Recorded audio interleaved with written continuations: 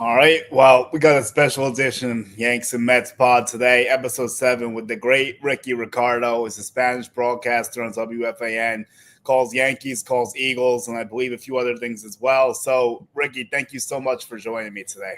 My pleasure. Let's rock and roll. All right. So let's get started. How did you find your career in radio? I know your parents were Cuban like my parents, so I think you barely just made it when you were born into America. So a little interesting backstory there. So what led you to your love for baseball? Well, you're right. My parents escaped communism in Cuba in the early 60s. I happened to be produced there, born here. So okay. I was born in beautiful Newark, New Jersey. My dad was always a big Yankee fan and a Mickey Mantle fan. And so my first trip to Yankee Stadium, I must have been, 7, 8 years old, was to see Mickey Mantle before he retired. My dad wanted me to see the Mick, and it was a shell of himself at the time. The injuries had, taken their toll on him, but at least I was able to see number 7 taken at bat at the old Yankee Stadium. And that developed my, at that time of my life, whatever my dad liked, I liked. So he was a big Yankee fan. My uncles, we were all a very close family. My uncles were all Met fans. So we had the back and forth. We lived in North Jersey. My uncles would bug me because the Yankees were terrible and the Mets won the World Series in '69. And then they were to another World Series in the early 70s, and the Yankees weren't very good. So we had that back and forth, but it was great to bond with my dad and my family over baseball.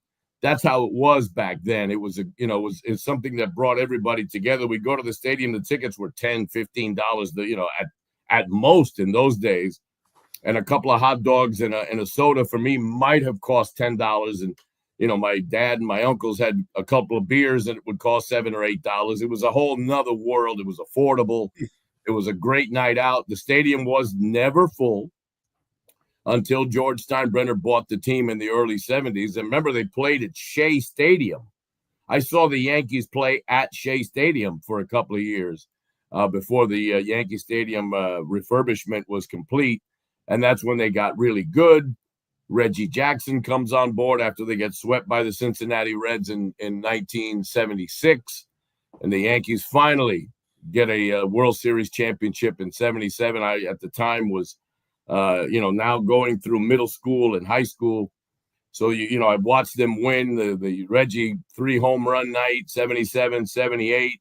I cried the night that Thurman Munson's plane crashed in 1979, and away we go. So I started my radio career. I was only 17 years old, right out of high school. I started my radio career playing music, disco music, which was what we had at that time. I started on a very small AM station in Florida, and I got a very lucky break to be able to go from a little AM station in an orange grove in Orlando, Florida, right to New York City and be thrust at 19 years of age into a primetime slot at WBLS, which at the time was battling with 92 KTU to be the number 1 station in town every rating period. So I cut my teeth in the biggest market in a time where radio was king, where on-air personalities were big stars. And, I got to mingle with the Michael Jacksons and the Princes and the Rick Jameses and you name it, the biggest names in music, until in the early 2000s when music radio completely changed after MTV took over with videos. And after that, the computer and the digital age and Napster, and everything changed with music. And now it's all Spotify and people create their own playlists. And, terrestrial radio has kind of taken a back seat. I spoke to someone today. I spoke to a 22-year-old young lady today in an office where I was doing business this morning. And I asked her, she was from Miami. I said, I used to program a station called Mega 94.9 in Miami. And she said, I'm 22 years old. I don't listen to radio. And that was a very clear statement to me that today's generation is different. They have their own listening habits. Like I said, it's Pandora, it's Spotify, it's things like that. So I transitioned into sports, which is a whole nother story, around 2005 in Miami doing some Miami Marlins games. The company that I worked for, which was iHeart at the time, they transferred me to Philadelphia. I was doing morning drive at a new Southside merengue station in Philadelphia, but I also did, at night, I did Phillies games. That was the deal that I made to go from Miami to Philly. So I did Phillies baseball through the glory years of, Roy Halladay and Cliff Lee and Charlie Manuel. I was there the night they won the 2008 World Series.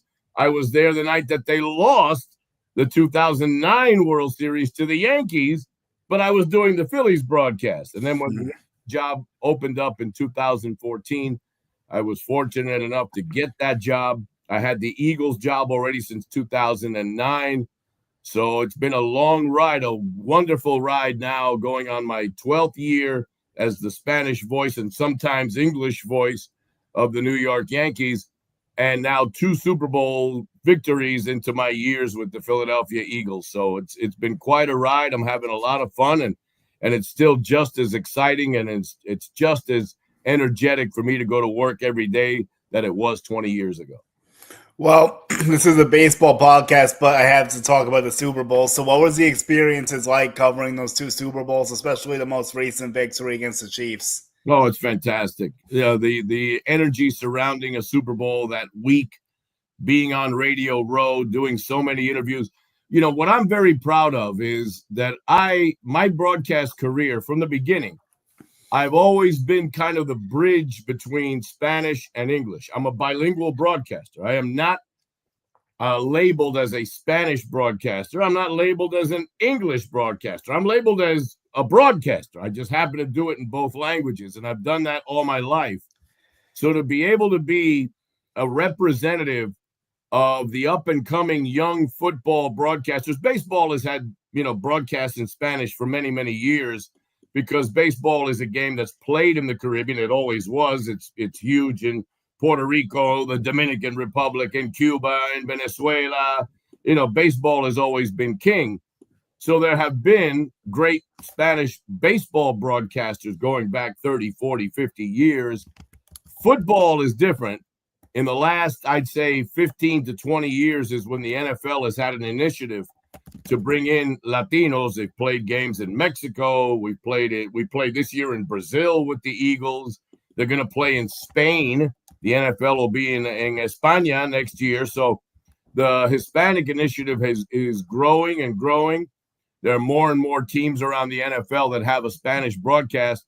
But I'm kind of I guess right now, the flagship guy with 2 Super Bowl rings and waiting for the second one. But the atmosphere around the Super Bowl, especially the first one, going back 7 years ago when the Eagles had never won a Super Bowl and they were facing Tom Brady and the New England Patriots during their dynasty run.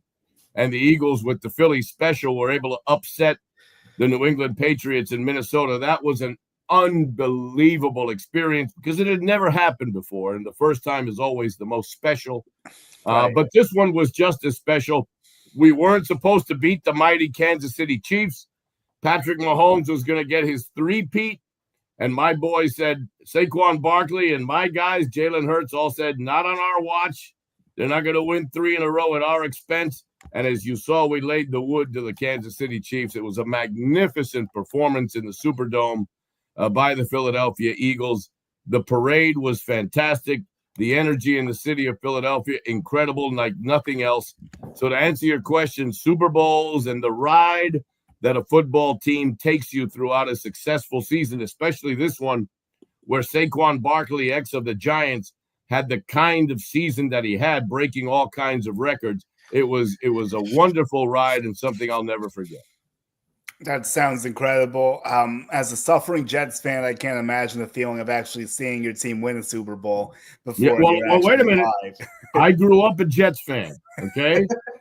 So, I got the Eagle job because I was working in Philadelphia. But all that pain that you have suffered and that other Jet fans have suffered, I have suffered that too. I talk about this with Joe Beningo from WFAN. We're 2 of the guys that are old enough to have felt the pain in the early 80s in Miami in the AFC Championship game against the Dolphins in the rain in the mud where, when we got shut out there. I was in Cleveland when they threw the flag on Mark Gastineau and the Browns beat us in overtime. So I have suffered through all the Jet pain, the Mark Sanchez, losing against the Steelers, the whole thing. I've lived through it. So believe you me, I grew up a Jet fan, a Joe Namath fan, a Richard Todd fan, a Kenny O'Brien fan, a Mark Sanchez fan, and up till the other day, an Aaron Rodgers fan. But I'm running out of patience with the Jets. Yeah, me too. And I think every Jet fan in this world is, unfortunately. But I mean, some of the teams that haven't won have won before, so maybe they'll figure it out. But let's talk about happier stuff. Baseball, Yankees. So what's your impressions being at camp so far? Like, do you notice anything that's different this year, like maybe without Soto being around? It's a different camp. I'm not going to lie to you. Last year, there was an air of confidence in that room. Juan Soto had come over. We couldn't wait to get the season started because that combination of Soto and Judge we knew was going to be something special. This year, there is an air of optimism, but it's different. I can sense the difference. And because early in camp here in the first couple of weeks, the Yankees have suffered some significant setbacks as far as injuries are concerned. You've got Giancarlo Stanton, who today Brian Cashman told all of us has had to have more PRP shots in both elbows, and that surgery is not out of the question. It has not been ruled out that he may have to go under the knife. Luis Gil, the rookie of the year last year, who filled in when Garrett Cole was hurt, if you'll remember, in camp last year, Luis Gil is going to be out for 3 months with a problem in his shoulder. DJ LeMahieu today told reporters, especially our buddy Randy Miller, he told him that he'll be out a significant amount of time. So LeMahieu, as a veteran, hasn't been able to stay healthy. So there are some early setbacks. The Yankees don't have a legitimate third baseman. They'll be using Oswaldo Cabrera there. They were going to platoon LeMahieu and Cabrera. Now it looks like Cabrera will get a full shot. Now, I'm confident that Oswaldo will do a good job among all those rumors, amidst all those Arenado rumors and the Alex Bregman rumors until he finally signed with Boston. He's had to kind of work and just be quiet and go about his business. But it does look like Oswaldo Cabrera will get a chance to establish himself as an everyday player, at least at the beginning of the season. And remember last year, the first month and a half of the season, Cabrera and Soto carried the team offensively when Aaron Judge was in a huge slump at the start of the season. So with Goldschmidt in the house, with Bellinger in the house, with Max Fried in the house, with a revamped bullpen, there are some people that are obviously not there, and I think you know what I mean by that. Yeah. But no Gleyber Torres, no Anthony Rizzo. There are several, and obviously Soto being the biggest guy that is not back there this year. There is optimism, and Aaron Boone is fantastic in keeping his troops motivated. But I can't lie to you and tell you that it's as confident or as powerhouse of a camp this year. You can tell that this season, maybe after being beaten in 5 games by the Dodgers, there's a chip on their shoulders, but it's a much more quiet, much more subdued, a much more business-like approach to this camp. Whereas last year, we couldn't wait to leave Tampa and get to Houston. We were going to start the season against the Astros, a 4-game series. Juan Soto, there was a lot of anticipation. This year, it's a little bit more methodical and not as, like I said, I'm not going to say not as confident. There's confidence in the room, but it's a different mix, and it's taking some time to kind of like blend together. Yeah, I think they did a lot of good things. I think they might be a few bad short based on the injuries you're telling me about. Maybe that's part of what you're alluding to. Soto has a presence around him, like has a certain star power that other guys can't really replicate. So I can see some differences. Now, with Oswaldo Cabrera, I feel like that's going to be a key because everyone's really focusing on third base. So, do you feel like he could play a full 162, or do you think he's better rotating to different positions still? We'll see. Look, if there's one thing, he busts his butt every day. Nobody works harder than Oswaldo Cabrera, and his buddy, Peraza, Oswald Peraza may be the right-handed half of that platoon if they decide to go that way. There's, with these injuries, there are going to be some openings on the 26-man roster. Everybody had Marcus Stroman traded somewhere, St. Louis, Oakland, San Francisco. With Luis Gil's injury, Marcus Stroman goes back into the starting rotation. They do have some other options, Carlos Carrasco, they have Will Warren, so they have some depth, but the depth is being used and tested early with Luis Gil's injury. Clark Schmidt, a little bit late too, also with some back issues early in camp. So we'll see how he progresses and comes along. But there will be some changes. And as far as Cabrera, can he play 162? That remains to be seen. Can he hold his own when he's out there on the field, wherever you put him, first base, third base, short? Remember, he's a natural shortstop. Mm-hmm. So we've seen enough of him playing third last year when LeMahieu started the season also injured. So I'm confident that he will, give him his best effort. Can he hold up for 162? He's never done it before. So there's no precedent set for that, but I'm confident in his ability. I'm confident in his desire to go out there and be a great Yankee. So I'm willing to give him the benefit of the doubt and watch him develop as the season goes along. Yeah, I do agree with your premise on Stroman, too. I feel like they actually lucked out by not dealing him, because I do think Will Warren could be solid, but it's good to have some insurance in case he needs more time to go in AAA. But maybe he doesn't. But Stroman's definitely going to make starts this year. I don't think he'll be traded now. So do you think they'll do anything before opening day? You think the roster we see now is what we'll get in 3 weeks or so? There is some interest in J.D. Martinez. Maybe as a fill-in, designated hitter, he's still available. Martinez is a natural hitter. We saw what he's done it everywhere he's been, with the Mets last year, Boston, Dodgers, wherever he's played, Diamondbacks. J.D. Martinez would be a good replacement for Giancarlo Stanton.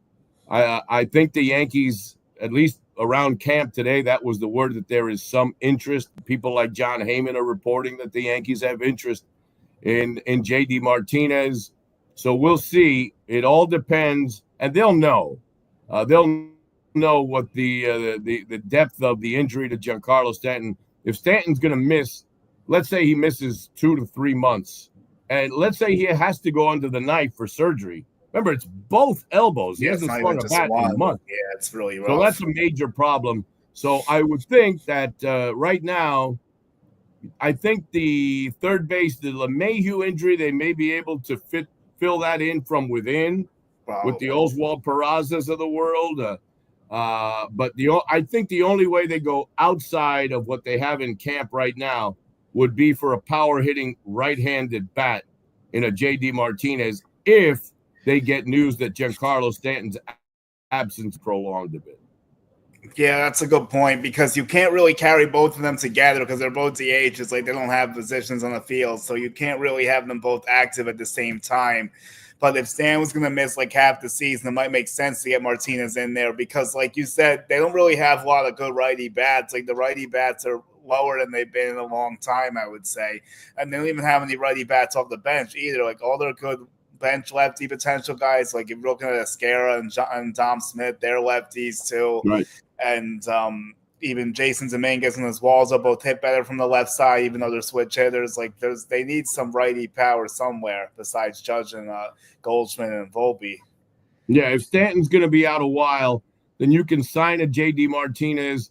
And if you need to make a move at the deadline, somewhere June, July, there's a team that, if Stanton comes back, and there's a team that takes JD off of your hands, you can do that. So there's flexibility there. And I trust Brian Cashman to make the right choice. Everybody was saying up until just a day or two ago that the Yankees should talk to Jose Iglesias, the whole energy of the OMG from last year. And the more you think about it, a veteran probably had the best year he's ever going to have in the major leagues last season. So you really can't expect the same kind of production from him this year. Right. The Yankees decided to stay put. The Mets decided to stay put and have some of their young guys fill in that roster spot. And now Iglesias signs a minor league deal with the San Diego Padres. So interesting the way that both general managers in New York baseball this spring are managing their rosters and managing their spring training camp availability. Yeah, that's a good point because, like, I do like Iglesias a lot. I got to speak to him last year at a Mets game, but and he does hit lefties well, and the Yankees struggle against lefties, so it was making me think a little bit, and they still have the vacancy. But I think to your point, we know he overachieved, as cool of a story as it was. Could he be good in certain situations? Probably. Is an everyday player? No. The fact the Mets didn't bring him back is definitely telling, but we'll see how he looks in San Diego. Exactly.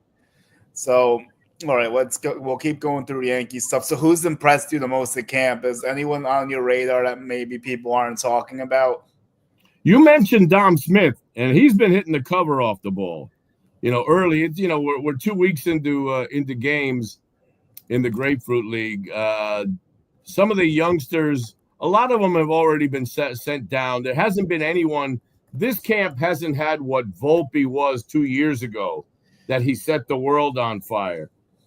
They haven't really hit much in this camp. So of the position players, what I've been watching and keeping my eye on is Jason Dominguez. Jason Dominguez is going to be a huge piece to this Yankee puzzle this year. The Martian is their top prospect. The Martian is a player that they're counting on to develop both defensively and with the bat. He's a key piece to that outfield puzzle. Remember, there's no Verdugo. You've got Grisham as your backup outfielder. Grisham, hits every once in a while, but he's not known for his bat. He's known more for his glove. So Jason Dominguez, who has been struggling defensively out in left field, hopefully he can get all these errors and all the miscalculations and misreads and all this stuff, get it out of his system down here in Florida and not during the regular season at Yankee Stadium. And my concern is that some of these early defensive situations, shall we say, defensive deficiencies, don't affect his mindset at the plate. So I'm watching his body language. I'm watching him every day. I don't think it's affected him at all. He goes out and works with Luis Rojas every day on his defense. But when it comes to grabbing that bat and getting it in the cage or getting in that batter's box, it looks like the same Martian, the same aggressive Jason Dominguez at the plate. So if he can work through his defensive issues and not let it get into his head when he's at the plate or on the bases and his base running, that'll be the most positive part of camp so far. JC Escarra, fantastic. The battle for that backup catcher position, Alex Jackson from the right side. Ben Rice could play a role here. Ben Rice is a catcher by trade, plays first base, can be a DH. But as you mentioned, he's another left-handed hitter, and the Yankees are short. They've got all of a sudden now they've got a lot of left-handed hitting, and they're short on the right, when just a couple of years ago was the other way around. So we'll see. We'll see that there are a lot of big-time decisions to be made. There hasn't been – look, today Garrett Cole got knocked around in his start today. So all this stuff is the result of being in spring training when guys are working on things. They're not looking so much to results as they are experimenting with different pitches, maybe experimenting with different approaches at the plate. So it's a time to test things. If they work, great. If they don't, forget about it. The really big day is Thursday, the 27th of March, when the Milwaukee Brewers, ironic because of Williams being on the Yankees and Nestor Cortez now being with the Brewers, but there's a lot of connections between the Milwaukee Brewers and the New York Yankees, but that'll be the day that we really put everything to the test on that Thursday afternoon at Yankee Stadium. I was thinking about that too because the Yankees are still missing an infielder, and Caleb Durbin's hitting home runs this spring trade for the Brewers. So I was like, that's going to be interesting to see how that looks too, because he might end up making their roster out of camp, which he would have had a shot with the Yankees too. So, there's a lot of moving parts there. Nestor maybe starts a game. They did just sign he will. Quintana, so I think that's possible too. But with the Yankees' issues against left-handed pitching, believe you me, Pat Murphy's going to give Nestor a start at Yankees. There's no doubt in my mind. There might be Peralta opening day, who's their ace, but look out for Nestor in Game 2 or Game 3. I'm going to save this part and definitely post this later when this series comes around for sure. So this week it looks smart, hopefully in about 3 weeks. But, I think it's going to be fascinating. I like that you mentioned Descara. I've gotten the chance to talk to him a little bit and do a few interviews, so hopefully he does well. I like most of those lefty bats. The issue is they need the option, like you said, against a tough lefty. Some of those guys are going to struggle, so you're going to need a righty to balance that out. So we'll see if they address it. Yeah. Well, Glaber's gone. Glaber was he had his issues base running sometimes. The fans got, impatient with Glaber Torres at times. But he did provide a pretty powerful right-handed bat at the top of the lineup. So that production will be missed. Somebody's going to have to make up for that. Jazz is moving over to second base. You've got Austin Wells, right now hitting at the top of the order. But these are left-handed bats, as you mentioned. And Aaron Judge is going to need some protection. And he doesn't have Stanton. He doesn't have Soto. So, hopefully Goldschmidt can be some protection behind him. Maybe Bellinger in front of him. We'll see what Aaron Boone decides to do with his batting order. But definitely it's going to be very interesting as we go through these last 3 weeks of camp. Yeah, that's a really good point you made about all that. I mean, it is a little bit interesting to see the imbalance that opposed to how it was a few years back when you had all the righties, not enough lefties. But he does need some protection. The lineup construction is going to be really interesting. I think Austin Wells leading off is kind of flying under the radar. Maybe they'll end up doing it. They don't have a typical leadoff hitter. I like how you mentioned Gleyber Torres because I feel like his loss is kind of being ignored because people are upset with his base running and his defense, like you mentioned. But he was if you ran this current team, you can make a case he's the third best hitter potentially. If you had all the guys lined up right now, he's right up there, even as the second best maybe. Because Chisholm is a little inconsistent sometimes. Bellinger, we know, is a little hot and cold. And then everything else, you're kind of hoping to see if it can materialize. So we'll see how it all looks. Yeah, it's going to be interesting. Like I said, it's a different dynamic this year. Instead of having the two just huge pieces in the middle of that lineup in Soto and Judge. I mean, the world revolved around Soto Judge. Okay, yep. That 2-3 that we saw last year, we may never, and I mean this, we may never see a 2-3 like Soto Judge ever again in baseball. It'll be hard to, maybe one of the Dodgers, if you tell me, Betts Otani or something like that may be close, but what the Yankees had last year is going to be hard to duplicate this year. Now, like I said, it's a different approach. It's a longer lineup. It's guys that hopefully can have bounce back years like Goldschmidt, who had a good second half last year with the Cardinals. A Cody Bellinger, who was, as you said, hot and cold with the Chicago Cubs. But these are both ex-MVPs in the National League not that long ago. So we'll see how much of a bounce back both of them can have and make a big impact on this Yankee team. Yeah, they're going to need a lot out of them. To say they're going to replace Soto is definitely a tough stretch, but you did make me think of something else. How last year it was obviously Judge and Soto, and it kind of made me think of old Yankee tandems that obviously are well before my time. It's Ruth and Gehrig, it's Maris and Mantle. That's the type of stuff we saw last year between those two, and they were hoping that it could have been Judge and Stanton, but it never materialized to be that way because of Stanton's health issues. Right. Yeah. So, but I did kind of think of this, how last year it was the hitting, but now the Yankees arguably have the two best pitchers in baseball. We put them together with Max Fried and Garrett Cole. So maybe that's the focus now. They're going to have to win low scoring games. They cleaned up their defense a lot. It's just the question is can they transition that play style so drastically from last year to this year? You mentioned the defense. I anticipate the defense is going to be much better, especially up the middle. And you're right. Garrett Cole, to me, still might be with, maybe with Zach Wheeler and a couple of other names in the conversation for the best pitcher in all of baseball. Max Fried. Now, Fried from the left side, when he's healthy, can be a dynamite number 2. And look, he could be a number 1 on a lot of teams around Major League Baseball.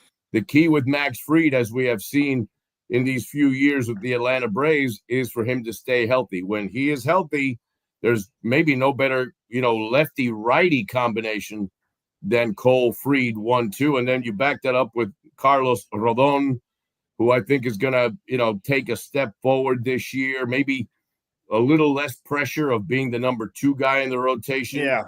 We'll see. And like I said, Marcus Stroman said from day one when he showed up to camp that he's a starting pitcher. Okay, though a lot was made of that he said he wouldn't work out of the bullpen, and now everybody's like glad that he's a starting pitcher. So, yeah, he's going to be a starter, all right. That's not the way they wanted it to happen, but you can't predict things like that. You can never have enough pitching, and it's an old adage, but it is absolutely the truth. You can't ever have enough pitching. And that's the one thing the Yankees did a really good job with this offseason. I will say that. They really cleaned up their pitching, and it's one of the best in all of baseball, I think. You could put it up against any of the teams in the league, I think, and make a decent case. And when Jonathan Loáisiga gets back from injury, okay, let's hope. He's another guy who's got a tremendous arm. Jonathan Loáisiga's ball comes in at 99, 100 miles an hour, and it does this. I mean, it has this bizarre movement. It is so difficult to hit. I've had hitters tell me that Loáisiga's pitches are some of the most difficult to pick up and try to measure up and lock in against. So don't underestimate the effect that getting Loáisiga back, hopefully sooner than later during the season, will have on that Yankee bullpen.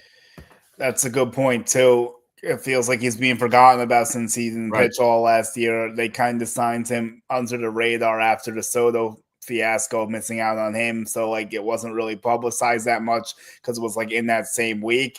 Right. So that's another thing. And we haven't seen any videos of him because he's not healthy yet. So that's another thing. But I think he's definitely a good piece. What are your thoughts on Fernando Cruz? What have you seen from him so far? Impressive. Very impressive. Very happy to be a Yankee. Obviously, representing Puerto Rico and the great Puerto Rican fans in New York City and around the world. But he's got a lot of life on that ball. The guy has a tremendous story about how he gets to the major leagues. And, the Yankees gave up a guy that was key for them in many ways in Jose Trevino. But Fernando Cruz, big strikeout guy. I think he's going to really, really prosper in that bridge to get to Devin Williams. We'll see. There's a lot of good arms from both sides, but I've been impressed with what I've seen. He's a wonderful person to talk to. Fernando Cruz in a Yankee uniform, maybe the best Puerto Rican pitcher that the Yankees have had in quite a long time. You remember Ed Figueroa, in the I'm trying to forget when Javier got hit by Johnny Damon, the home run, the Red Sox in that American League Championship Series. I thought about Vasquez too. That you were bringing it up. I mean, he was good everywhere else, but not with the Yankees, unfortunately. So maybe Fernando Cruz redeems the name of lanzadores puertorriqueños, Puerto Rican pitchers in Yankee pinstripes. I really hope so, because they need someone to do that. It would be nice to have some Cuban pitchers too. They don't really have too many Cuban pitchers anymore since Chapman left. But since Nestor left, Yep, Nestor too now. Yep, another good call there. So I want to go back to the Martian and Jason Dominguez. So a lot of people are making a big deal about his struggles in left field. I think it's overblown because spring training is the time to get this stuff out of the way, and I do think once he gets all these reps, he'll be better for it. Like you were saying, he's working hard with Rojas. Like you're saying, the bat, and you saying the bat's not being affected is really important because I was definitely worried about that being a case as well. Because we saw with Gleyber Torres, he took his bad defense to the plate when he switched to shortstop. And the thing is that here's what people need to understand. I think Alex Verdugo gave the Yankees nothing offensively, so like Jason Dominguez doesn't really have that high of a bar to clear to be better than what he provided last year. The difference is Verdugo's defense was better, but Jason Dominguez can definitely hit better than what we saw from Verdugo last year. We're counting on him. I think the young man is in the right frame of mind. Like I said, having a coach like Luis Rojas, a fellow Dominican that he relates to, they have a very, very strong bond and a great working relationship. So I am confident that Jason Dominguez, he's going to have a bumpy ride as all young players have. He's going to be good one day. He might, he's going to be bad the next. So, there'll be bumps along the way, but the growing pains, I think, will be very much worth it because his talent level, what the potential that's in that body and that mind is limitless, in my opinion. We saw what he did in that first at bat in the major leagues against Justin Verlander a couple of years ago. Unfortunately, suffered a couple of, pretty serious injuries since then, but he's 100% healthy, works hard. He's there early, leaves late. I'm expecting a bust out. Like I said, one of those years where there'll be days where he'll frustrate you, like every great young player will. But more often than not, he is going to do much better than he will do much worse. And I think the Yankees have a gem in the Martian. Yeah, and I couldn't agree more with that. And I hope that's what ends up happening. So we'll see. It's good to hear these things about him. So I'll take you all across the bridge to Queens, I guess, even though we're not in New York yet, but they will be. So how do you think Soto impacts the Mets? Like, what do you think it's going to do for the Mets if he's over there? I watched every one of his at-bats last year. I called every one of his at-bats last year. Every time Juan Soto comes up to the plate, it's a chess match. It's a battle between Juan, the opposing pitcher, the catcher, and the umpire. Okay. And he's playing chess while everybody else is playing checkers. He commands that strike zone like no one else that I've seen. It'll be interesting. They don't have it yet this year, but in the future, when the ABS does get when it gets into regular season baseball and you do this and, you want to challenge, a pitch, I've seen it already down here with Soto when he does this, and usually he's right and the umpire's wrong. Sure. What Soto does is that every one of his at-bats, he works the count in a way where the other hitters, if you're watching, you're going to see everything that opposing pitcher has. And that's priceless. To be able to see the entire arsenal of what the opposing pitcher has, and he worked the count and he make that pitcher, show his cards per se in every at-bat, that has an effect on everyone else in the lineup. Will he put up the same numbers with the Mets that he put up with the Yankees? That remains to be seen. Power-wise, maybe he doesn't get to 40 home runs. It's a different style of ballpark at Citi Field than it is at Yankee Stadium. Defensively, look, he's not Roberto Clemente or anybody close defensively. Nobody's accusing him of being a great defender. He's not a butcher either, but he's an adequate outfielder, an adequate base runner, but his at-bats and his presence in the lineup kind of makes up for all those deficiencies, if you want to even call them that. Yeah. About what he will do for that Met lineup, it'll be seen in the other hitters. He's going to get his. But you will see the Soto effect in the guys in front of him and behind him and the guys that really watch his at-bats. Aaron Judge last year had the pleasure of watching from the on-deck circle Soto make the opposing pitcher show everything he's got. Everything. Just about every at-bat. So Judge would get to home plate and nothing would surprise him because Soto exposed the opposing pitcher in every at-bat. That's something that money can't buy. In this case, money did buy it, lots of it. Yeah. But you'll see the Soto effect as you go down the line and the numbers of the average and power and everything else, the war of guys that are in front and behind him in the lineup. Yep. I would say that you saw that in the at-bat against Hunter Gaddis in the postseason, what you were telling me. Like he emptied out the arsenal and he finally got the pitch to hit the homer with. And it definitely – I think some Yankee hitters did benefit. Obviously, Judge mostly. I think a few other guys had better approaches because he's in the lineup. Yeah, the way he works the pitcher is like unprecedented. Even as good of an eye as Judge has, he doesn't do it quite like that. So, Soto's definitely one of one in the batter's box.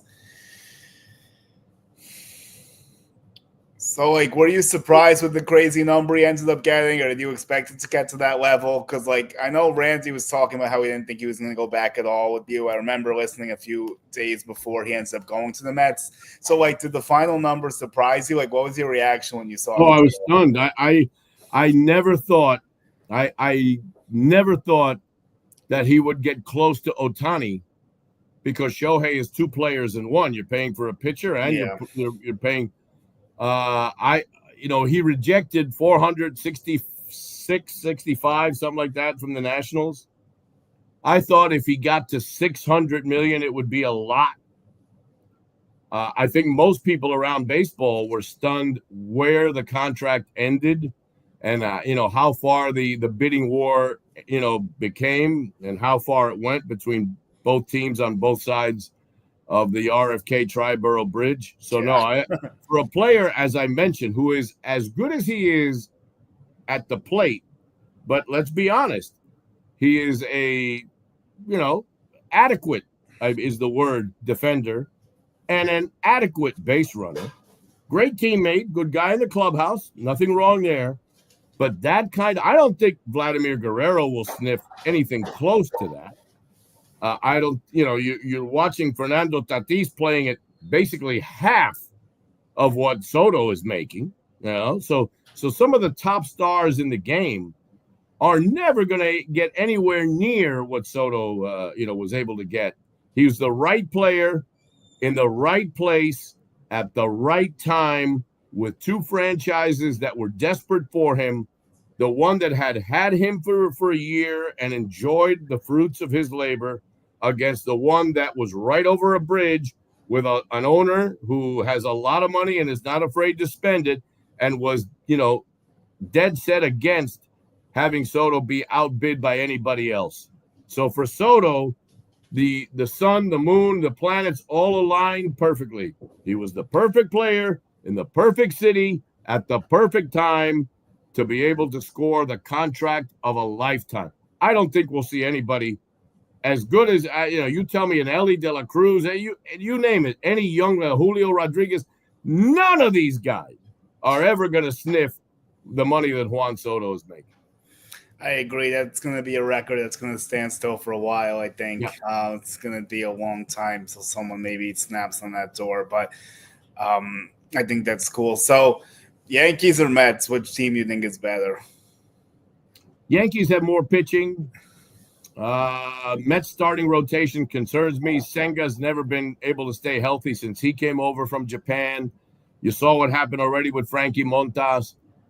Clay Holmes has to show me. I called every Clay Holmes pitch in a Yankee uniform.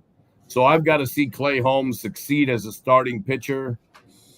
The Yankee starting pitching is far superior to the Mets starting pitching. The Yankees division and league, the American League, is much weaker than the National League. The Mets have to battle Philadelphia and Atlanta and an up-and-coming Nationals team in the National League East, and a powerhouse National League West where Arizona, San Diego, and don't be surprised if the Giants are better this year. They've got some pitching. I'm not worried about Colorado. The Central Division has got a lot of mediocre teams. Maybe one steps up like the Brewers did last year and controls the division. I would think maybe it's the Cubs this year or the Reds that take a step forward, but I'm not convinced until I actually see it. But I think the Mets have a tougher road in the National League, especially in their division. The Yankees, Boston is better. I don't think the Red Sox are at that point yet where they really for the division. The Orioles, I think, took a step back after they let Corbin Burns go. Their starting pitching has been iffy. A lot of good young players there, but it remains to be seen if they can recreate the magic of a couple of years ago. And I don't think the Blue Jays or the Tampa Bay Rays. The Rays playing at Steinbrenner Field this year, they're going to feel like a fish out of water, no pun intended. And we'll see, what the Toronto Blue Jays are all about. I'm picking them to come, to finish, to come in last again this year. So, to answer your question, I think the Yankees are a more complete team. They've got a lot more pitching than the Mets do. And unless the Mets can make some seriously big moves to get some starting pitching help, I think the Yankees may end up with a better record. All right, that's a fair point. There's definitely a lot of contrasting things there. So my biggest question is going to be with the Yankees about this. Do you think they have what it takes to make it back to the World Series and go over the hump this time? Do they need more help to make that happen? Like, how are you looking at them compared to the Dodgers? Let's go a step higher. Oh, well, I think they can win the American League. I think they will win the American League. Can they beat the Dodgers? Well, that remains to be seen. The Dodgers have a very, very deep rotation. They've got a lineup with, they brought back Kike Hernandez, who always seems to come up huge in clutch situations in postseason. They brought back a lot of their players that they want. And then, you add Blake Snell to what they already had, Glasnow at some point this year, and Yamamoto and Sasaki. I mean, it's one after the other, after another. Remember, they did what they did last year with Mookie Betts being out for a lot of time last year. You had Freddie Freeman miss time when his young son had the issue, and it took him some time to get back. So the Dodgers are battle-tested. They are. But the Yankees are battle-tested. I think it's a different Yankee approach. I could very easily sit here and say that it could be another Yankee-Dodger World Series. Probably Las Vegas more than likely agrees with me. I think so, yeah. It could very well be a rematch of the Yankees and the Dodgers. And this time I would like to have home field advantage, if that would be possible, to have a better record than the Dodgers, to be able to start the series in the Bronx instead of starting it out west, getting behind the 8 ball. I think it would be great if the Yankees could set a precedent by being at home for the first 2 games and knowing they'll have the last 2 in the Bronx. Can they do it? Absolutely. Will they do it? It remains to be seen. That's why they play the games. Fair enough. We can't know until that moment comes. But in my opinion, they need to trade for a bat or two to close that gap at least, because the Dodgers are just too low there, like you said. And the problem is, like you mentioned, they only had like 2 healthy starting pitchers last year, and they still won the World Series. Now they have all these other guys too, so it's going to be like really difficult. I guess 3, because Bueller was in that mix too. But still, like, they bullpen their way through a lot of stuff, and it works. Like, it's going to be tough. We'll have to see how the Yankees are going to look. So is the offense your biggest concern for the Yankees, or is there anything else that concerns you with the Yankees going into 2025? No, just the offense getting production from third base and just making this new group click. Last year it was a machine. It was a domino effect. One fell, the other. It was run after the other. It was a fine-tuned machine last year. This year, there's some questions that need to be answered. Jason Dominguez, will he live up to his reputation? Will Volpe take a step forward? Will we see the Volpe of year 1 or the Volpe of year 2, somewhere in the middle? Which Volpe do we see? Does Jazz Chisholm, translate back to second base, and take a step forward with his production? Does Goldschmidt, how much does he have left in the tank? Are we going to see the Bellinger of the first half of last year, or the MVP Bellinger with the Dodgers? Or are we going to see the Bellinger that, didn't do much with the Chicago Cubs? There's a lot of unanswered questions. If those questions are answered in the positive, the Yankees are a powerhouse. If any one of these spark plugs doesn't fire, then they could have some issues. But we'll see at the trade deadline if Brian Cashman can fortify whatever is needed. We'll see during the first 3 months, and hopefully in mid to late July after the All-Star break, they can get something done. Yeah, like I've said, I'm just surprised how thin they left the offense in certain areas. Like, especially with the budget of over $300 million, you would think they would have better answers for some of these questions we have, which goes to money allocation, all of that. So, like, I know you think Cashman's done a good job. So, like, how do you feel he did this offseason after losing Soto? So far, so good. Look, but it remains to be seen. These are pieces that on paper look very good. But as I mentioned, a lot of these moves are guys that are being counted on to have bounce back years. They're guys that are a little bit older. They're on the south side of their careers, like a Goldschmidt. So we'll see, if the lack of getting in a, really solid third baseman, if that comes back to bite him, or whether his organizational faith in guys like Cabrera, if that pays dividends. So on the outside, on the surface, it looks like Cash did everything he could. It was a tremendous trade to get Devin Williams. He's put together another tremendous bullpen. Now we'll see if the pieces all fit. On paper, from the outside, you look at it and you say, he lost Soto, but he did this, he did that, he brought this man, he brought that man. Now it remains to be seen if all these pieces work together. Is there anything interesting you've learned about Devin Williams with your time at Yankees camp, or is he as good as advertised?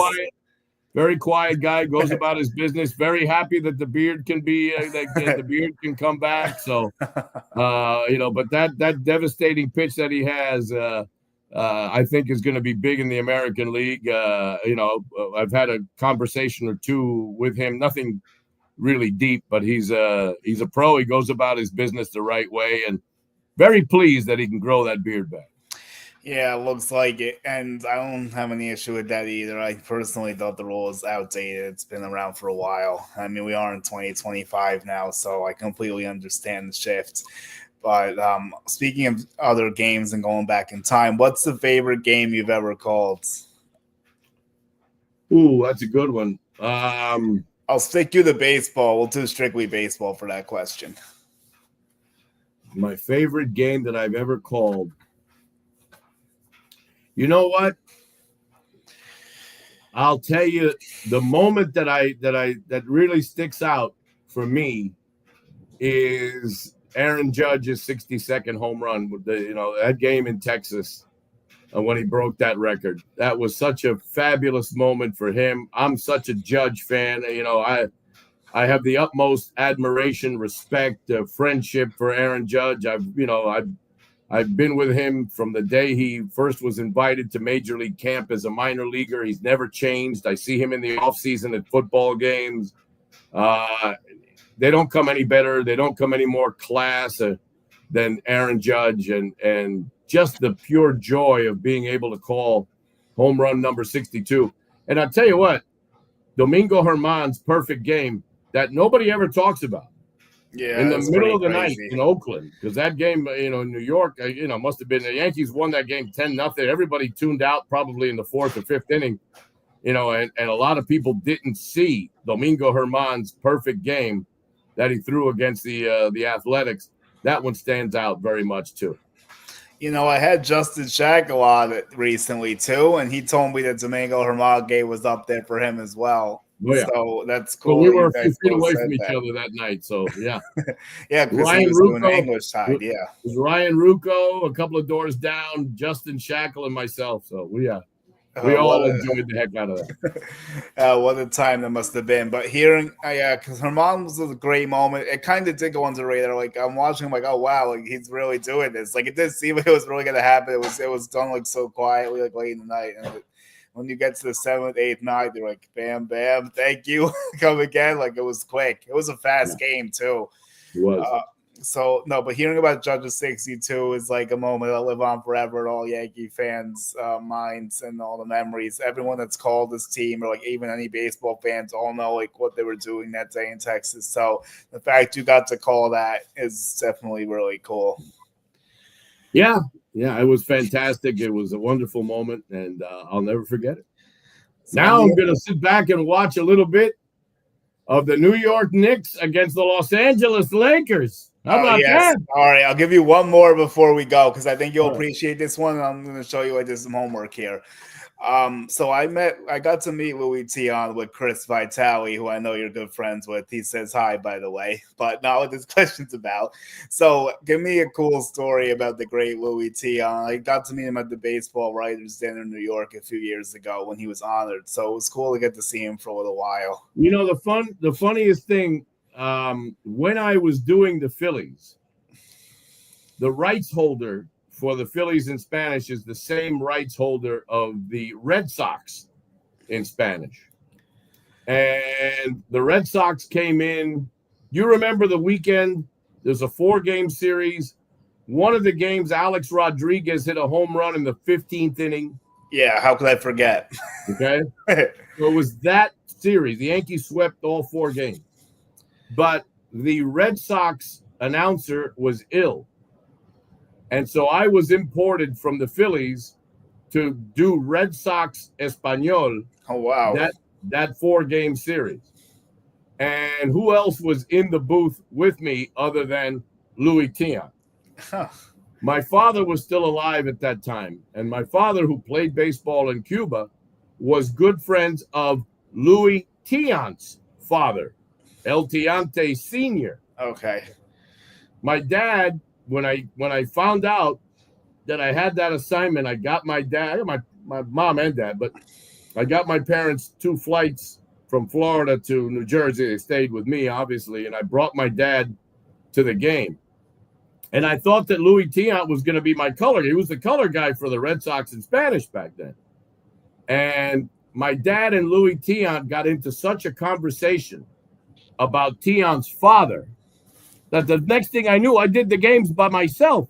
I looked behind me, and here's my father and Louis Tiant. And Tiant isn't, because my dad is telling him things about his father that Louis never knew. And they're talking about, yeah, your dad did this, and he knew this, and he knew that. And that Cuban conversation went on. And I think it was the 5th or 6th inning, and Louis was halfway through his cigar. And I looked back and I said, are you going to come in here at all tonight? And he goes, no, you have it under control. I'm more interested in talking to your dad. So I'll never forget that. For that weekend series, that my father and Louis Tiant got to be close friends because of my father's close friendship with Tiant's dad. So it's amazing. That's an awesome story. Obviously, great Cuban pitcher. I wish he would go into the Hall of Fame. I don't know why he will vote him in. Okay, let's hope he gets in there. I'm going to take your word for it. We're going to push the pack to get him in. So, Rickie, this was amazing. Thank you so much. Hopefully, I can see you down in Tampa. So, tell everyone what you have going on and where they can find you at on social media. Well, it's on X. RR_Ricardo FAN. That's RR_ Ricardo FAN.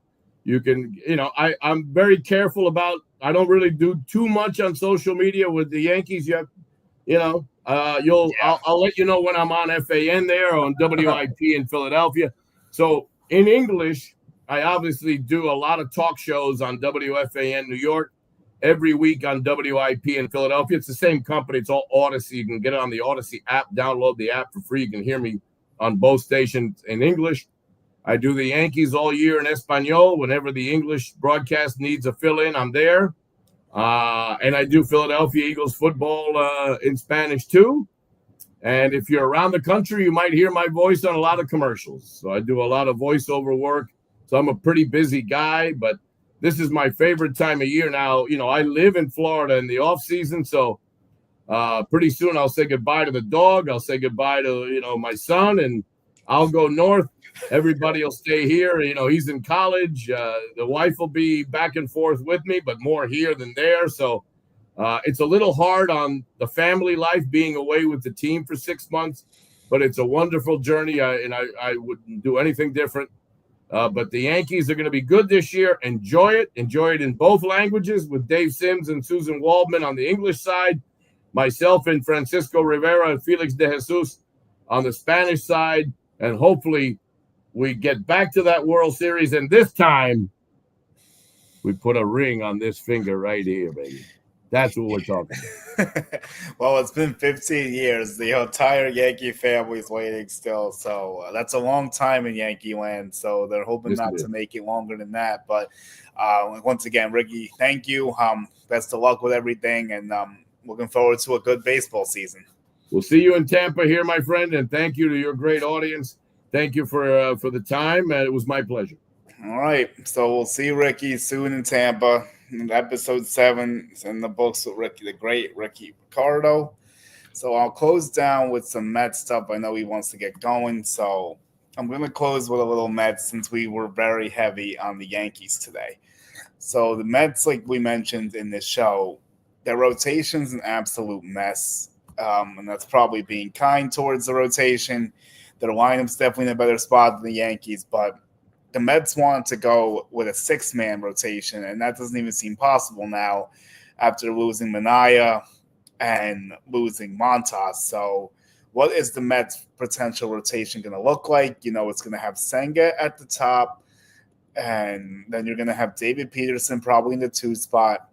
Clay Holmes as a third starter, which is absolute lunacy to me. I don't care what changeup was added or what leg kick. Like Rickie said, we have to see him actually start games. I think that's going to be a successful experiment. And I'm not there yet, although it's going better than I thought. I think he had 6 innings with no runs allowed. So that's what we're looking at there. It looks like Griffin Canning's going to have to step up. Paul Blackburn's another guy that's going to be in that ring. And then you're going to have probably Griffin Canning, like I said, Senga, Holmes, and then Paul Blackburn going to be the 5, and then Tyler McGill will be in the mix too. There we go. So that's not what you want, obviously, at all. And even Blackburn's coming off of surgery too. I knew something was up with him, but I think he's pitching fine. So that's something that happened. They outrighted Sean Foley, Reed Foley. He's going to be in the AAA now. So that's rotation's really going through it. And there is some significant news with that as well. I would say this. Let me switch this banner to Mets Rapid Fire too. Here's what I would say. Yeah, I probably should have changed the color, but whatever. We're not perfect, so screw it at this point. Losing out on Quintana is a little surprising to me, just because they really didn't have a lot of good options. And they could have just brought him back. It wasn't that much money. It was only $4.5 million, but they didn't like his metrics for whatever reason, so they didn't want to pay him, I guess. Definitely not the best decision in my opinion, because their rotation is really a prayer right now. Yes, so I got it right. Yes, Senga, Peterson, Holmes, Blackburn, Griffin Canning is what they're projecting right now. Canning's intriguing, but he hasn't really put it together yet. But a lot of people like that move. I guess we'll see. Paul Blackburn, I spoke about him last week too. When I was talking to Brian, who was also involved in the Mets Spanish radio, a producer. So Griffin Canning did strike out 130, 171 innings. His stuff's really, I'm not really that impressed here. He's pitched 5 years, only has a 4.7 WAR, 508 innings, 483 strikeouts is decent, almost 1 per 9, 9 per 9. So ERA 4.78, that's concerning. His FIP being the same, which means he's not getting unlucky by his defense. So people are intrigued here.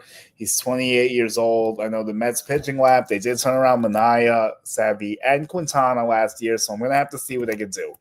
Now, Paul Blackburn, to me, I know he's had some injuries with his shoulder and whatnot, but to me, this guy he is an all-star. Yes, I know it was with the A's, and they don't have a lot of all-stars, so it might have been easier said than done for him. His ERA is a 4.85 in his career. He has 428 innings. His strikeouts 329, so less of a K guy. But you'll see the FIP is lower than the ERA of 4.85 by half a run, the 4.38. So that gives me more hope for him. And I do like some of his breaking stuff. He definitely has some good movement on his pitches. So we'll see how that looks. So that's the Mets rotation concerns. I'm not sold at all. So do I think they're still a playoff team? Yes. Are they winning the NL East? No. I didn't think they were going to win it before all this stuff happens. I certainly don't think they will now. Can they add an arm before opening day? It looks doubtful. All the trade options, everyone seems that they're holding serve. They're not going to do a Marcus Stroman trade. They don't want him back. I think we mentioned that briefly last week as well, but I don't think they're going to get him back. I really don't. So I'm not expecting that at all. And yeah, I don't know why they're saying Quintana was too expensive with the luxury tax threshold. It's still only like $10 million and you know the pitcher, but whatever. I'm just looking around the internet to see like how this situation's like fully looking here. I'm trying to look at their bullpen. I know AJ Minter was starting to throw bullpen, so that's positive. Yeah, so now they're talking about the competition and the rotation. Yeah, it's all the guys I said. So if they try to do the 6-man, then I guess McGill's still in the mix. Maybe he can emerge like Peterson did last year. I don't know. So that's what they're going to do. Then you got Sproat, who we've talked about a lot. Tidwell and Hamill are also prospects, but we don't know if they're going to be ready in time to help for opening day. Probably not. They're probably more towards later in the year. So that's what I would say with that.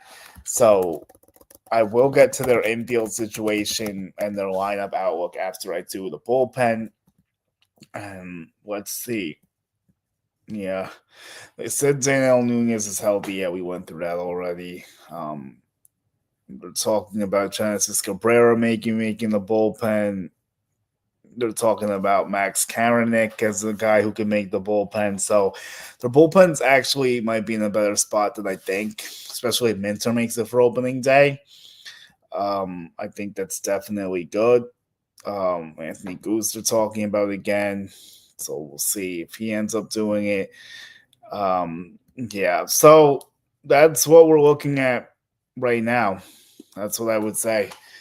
When you're looking at their opening day roster, here's some guys that won't make it. It's the 5 pitchers I mentioned. Then when you're going to look at the bullpen, a lot of the guys I mentioned as well. Ricardo will still be in the mix. They're going to have Stanek back too. It's Eddie Young, another guy. And then, catching's the same. Torrens will back up Alvarez. Now, the infield to me is where things get very interesting. Who's going to grab that last spot that's been vacated by Iglesias, who signed with the Padres to take a minor league deal? And to me, he definitely deserves an MLB deal, Iglesias, but no one believes in him because the metrics don't support him. And that was his problem last year before in 23, why he didn't get a big league look because the metrics don't believe in him. And yes, did he overperform? He did. But at the same time, give the man some of his respect. He played a great season for the Mets. He showed he can play defense. He can hit. He even has some pop. He hits lefties well. I think there is a spot for him on a big league roster. Do I think he'll make the Padres roster? Probably, especially if they gave him $3.5 million. For me, that means I expect him to make it, especially for a team that's money crunched. So that's how I would look at that. And I think he will make it. So I just had their infield story up. Okay, so outfield's designated hitter. This is big. Soto, Nimmo, obviously Siri, Taylor, Winker, Marte. Marte to me is kind of like floating out there as basically just a platoon against lefties at DH and Winker against righties at DH, you would think. You could have Nimmo DH and McNeil out there maybe in the outfield too. As Pat mentioned, then obviously Siri or Taylor are going to play center. No one else can play center, so that spot's always going to be locked down. Soto's going to be in right, I would think.